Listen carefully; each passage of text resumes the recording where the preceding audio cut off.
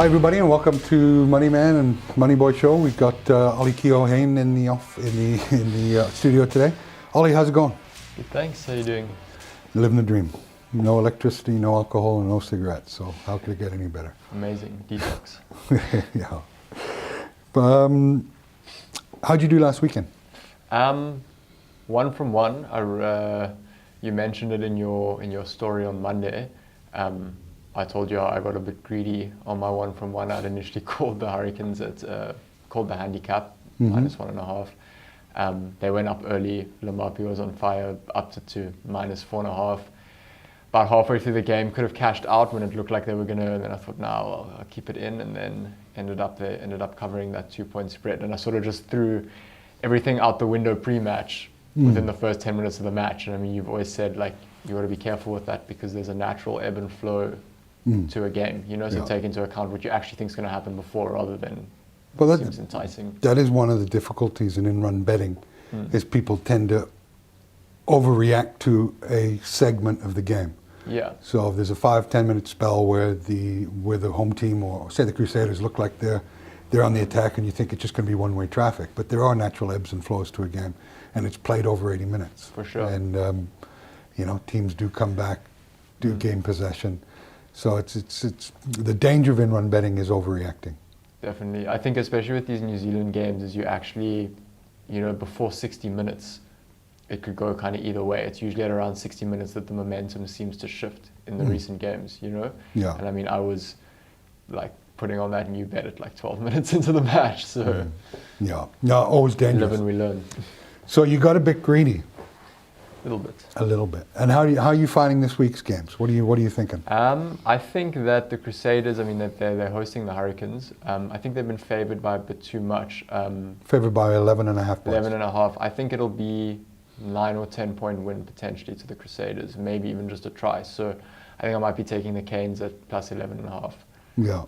The conservative bet, and then just staying away from the Chiefs. I think I've just decided to kind of stay away from betting on them. I think anyone who bet on them last weekend must have been heartbroken. Well, they probably would have been on their way to collect their winning ticket and only be told by the bookies that it's a losing ticket. I mean, what do you think of Gatlin?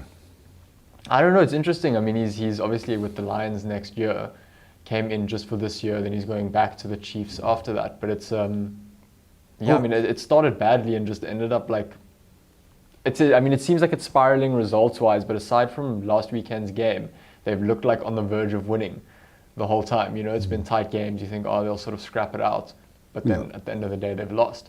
So, I mean, if you look at his record, it's what, six losses so far in Super Rugby. So, I don't think much of him as a Super Rugby coach at the moment. But it's maybe his sort of focus immediately has shifted to next year or rebuilding for, the 2022 season for the Chiefs. I'm not sure. Yeah, I'm sure the Chiefs fans. Well, I don't know why he took the job. He had a good gig with Wales, the third best team in the world, and he goes back to coach the Chiefs. And it's the one thing about life is it's always what have you done for me lately? And 6 losses. At some stage, the voices will start to grow louder, the dissension will start to get stronger, and you've got to be accountable. You can't lose 6 games in a row without some sort of I think consequence. Your name only counts for so much, and at the end of the season, if the results aren't there, people will kind of...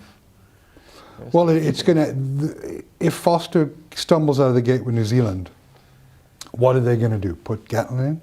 Yeah. I mean, the stock that keeps rising and rising is Robinson. Yeah, but they'll put anyone in except him, it seems. Until he stops breakdancing. Yeah. Yeah. What are your thoughts for this weekend's games, though? Look, I think the bookies have handicapped the games well. 11.5 and I think 8.5 for the Blues. Yeah.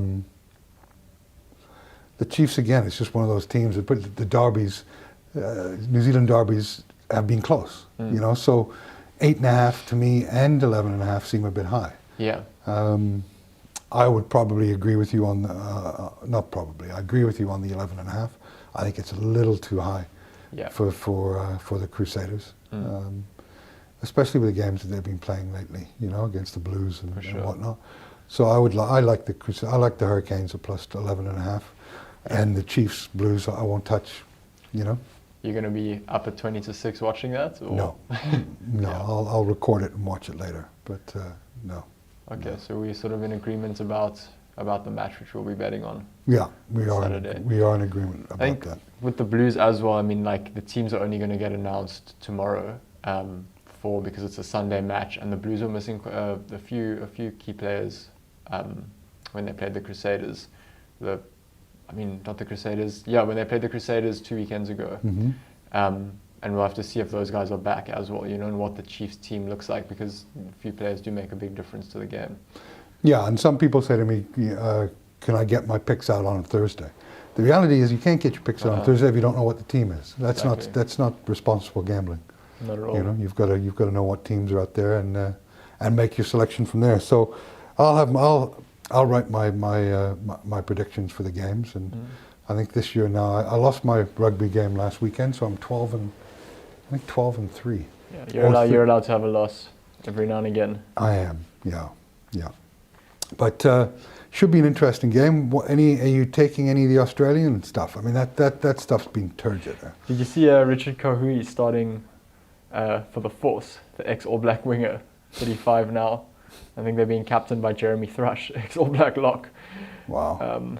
But yeah, I mean, I've had no interest in the Australian rugby, to be honest. So it would seem a little bit irresponsible to kind of start venturing there. If I'm awake and I'm watching one of the games and there's a decent in-game bet that I see value in, I might place it. But otherwise, I think I would rather slowly work up on the games that I'm interested in and sure about than placing any throwaway bets. You don't have to bet on every game, Ollie. There's no rule on any of the websites that I know that say you have to bet on every game. I mean, the first video we shot, you said money that you don't bet is money that you haven't lost. So, look at it like that. Yeah. Well, let's hope it's a good weekend, and good luck with your selection. Good luck to you. Thanks, Ollie. Thanks, Greg.